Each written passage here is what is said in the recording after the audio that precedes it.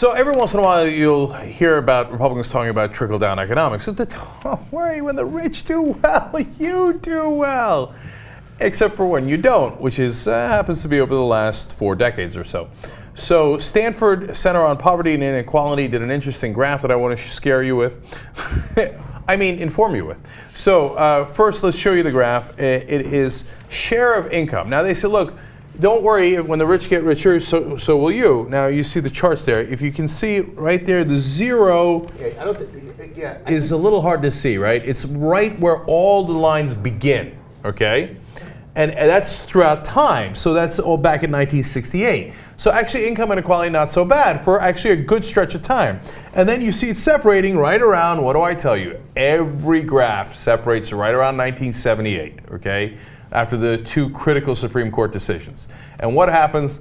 Well, the top 20%, that's the top chart line there, starts getting a disproportionate share of the income, and they trickle down right on top of our heads, and the bottom 80% see their share of income start to head down, down, down, down. Yeah, 21 through 40 have basically held steady.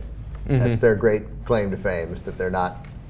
Right, the top 20 through 40, right. That's right. Yeah. And then from 40 on down, plummeting. And 21 through 40 haven't gained. Yeah. They've just barely. Just hanging in there, staying afloat. Staying afloat, that's right. I don't understand what your liberal problem is with this chart. I mean, I don't know why you guys want to beat up on people for being successful. I don't understand what the problem is. That's not, everybody in America aspires to be wealthy and do well, and the people who do well, we shouldn't try to tear them down. And no, this isn't a straw man argument.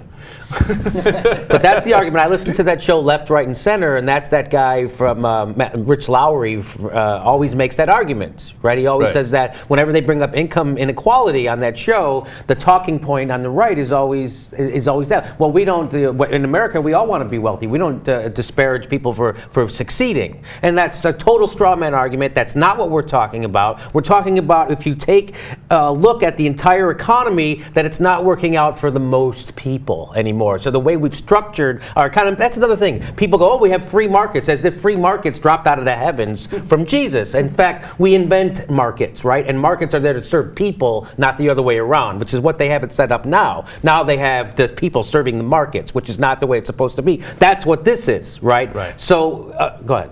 So what I was going to add to that is that one of the reasons that this income inequality has gotten worse is because of the rules. To Jimmy's point, it's not, this stuff doesn't just fall down from the sky. We make laws. So one of the things we've done over the last 40 years is reduce the taxes that the top 1%, the top 10% pay. So when you reduce those taxes, well, their share of the income goes up.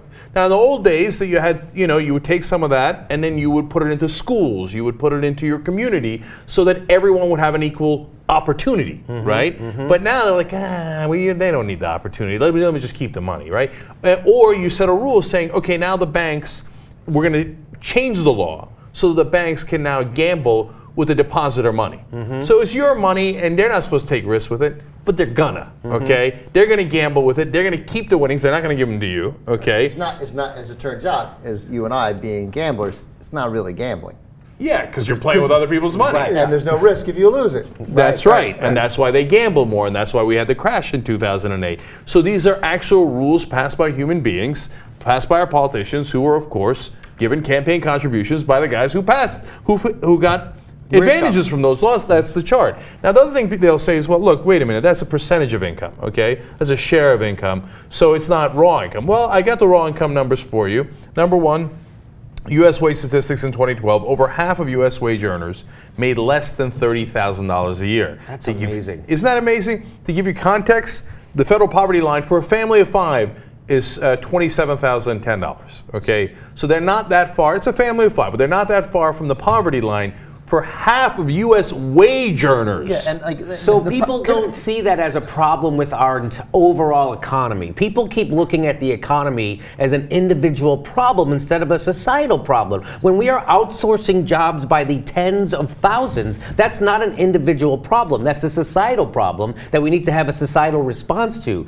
But Republicans and the right-wing conservative and corporatists will say that you need to rely on yourself. John Elway is going to say, pull yourself up. We're going to give you the the opportunity to work. No, but the structure of the system is now crony capitalism, and it's impossible. Half the country is making less than $30,000, and we're proud of our economic system? That's unbelievable. So how much of this is just messaging then? Because I think the conservative message, when they say, well, if the rich get richer, then they'll buy a yacht, and then who gets helped? Well, the guy who built the yacht, and then the guy who puts the plumbing in the yacht, and blah, blah, blah. And that somehow sounds good. But what I think people don't understand is that the rich, the ultra rich, just have money making money. It's like separate money from the system. It has nothing to do with the money that you hire a contractor to build something or to put in your TV. It's just money that's just being generated more and more. But I don't think progressives have a simple argument against that, like something that's just like, oh, well, I build a yacht and then so I pay someone and then we've built a middle class. Throw one thing out here. One, like, yeah, of course, because here's what it would work. If then you started a company and hired 1,500 people and paid them a living wage and let them form a union, you know, like that would be it. Like a yacht, 6 guys built the yacht, and then you sailed the yacht for 25 years. You know, like there's nothing there, and you know, so that's. And the other one is just simply it's a lie and it doesn't work. Like that's how simple you'd make the argument. Yeah. It's a lie and it doesn't work. It helps no one. They keep their money. Yeah, we've done this don't experiment. Progressives need the simple line there? Don't progressives need the anti? Yeah, let me give it a shot off the top of my head. Okay, Mitt Romney conservatively has at least $250 million. Let's say he spends like crazy, which he doesn't, but let's say he did. Well, he has the car elevator. Let's say he spends at most probably about $5 million a year, right? That means there's $245 million that isn't going back into the economy. It's just sitting literally in a Cayman Islands bank account. It's unfair to hold them to that standard. They can't spend it. They can't. Unless they start a fucking business. It would be like Brewster's Millions. He could not spend that amount of money in a month. So to give you a sense of how it makes a difference. So if you increase taxes on Mitt Romney, well, you get a little bit back into that, and it's not because we don't like Mitt Romney. It's not to do it gratuitously or we don't like the rich. No, some of that money goes back into the community to build bridges, to build infrastructure, et cetera, which helps because we need roads that ambulances need to go on, and people need to do transportation for their businesses, et cetera.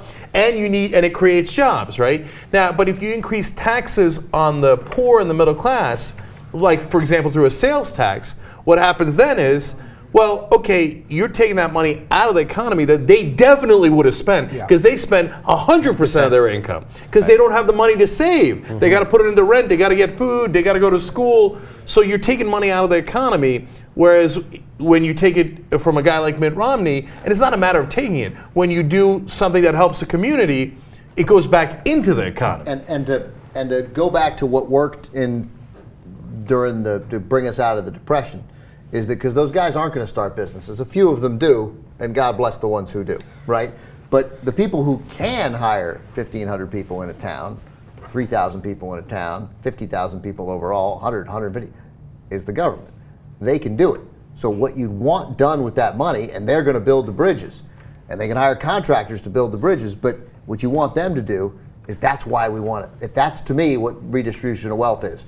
They start businesses, they start projects that hire people. They're the only people who can do it. No one else is going to do it. As you just said, Dave, they just sit on the money. So this was explained in the TED Talk that got banned, and it was by a millionaire, and he talked about how supply-side economics doesn't work, and he talked about it's much better to have 10,000 workers go out and buy 10,000 cars than to give all that money to me, because I'm only going to buy 2 or 3 cars a year. I'm only going to buy 2 or 3 pairs of jeans. I'm like most people. So the money is stagnant. It's exactly what Cenk is saying. The money just sits there, and what actually creates job is demand in the economy, so consumers really are the people who create jobs, right? Because you can't just open a factory and start building shit and start selling it if nobody wants it. Right. So it's a symbiotic relationship, right, between consumers and producers that create jobs. It's not, well, they're not job creators. That just put it this way: if they were, if giving people like Mitt Romney all the money, if you look at that chart, if that really did trickle down economics work, we'd be drowning in jobs right now, and we're not drowning in jobs. And here's one more stat. I've said it on the show before. I like to say this stat because it's overwhelming. David Stockman said this. He was the budget director for Ronald Reagan. That before 1980, the upper 5% of earners in America had accumulated a bunch of $8 trillion. Right after, since They have now accumulated $40 trillion since 1980. That is more money than the entire human race had created prior to 1980. They've accumulated since. That's a real statistic. So let me give this stats on the top 10%. To give you context as well, U.S. wage statistics in 2012, top 10% of U.S. wage earners took home more than half of the country's total income. Okay, so now you might say, well, the top 10% are the richest. Okay, that's right, that makes sense.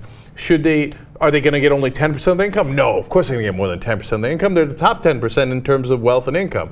But 50% is record-breaking. That's gigantic. That's disproportionate. So go back to the first graph that I put up for a second, because people will say, well, what can you do? That's always been the case, right?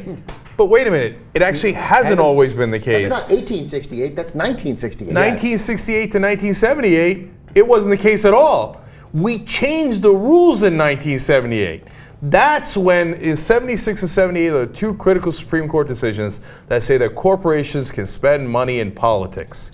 And then from then on, corporations wind up dominating politics, changing all the rules on their behalf and in their favor. The top 10% take off, and the rest of us head down.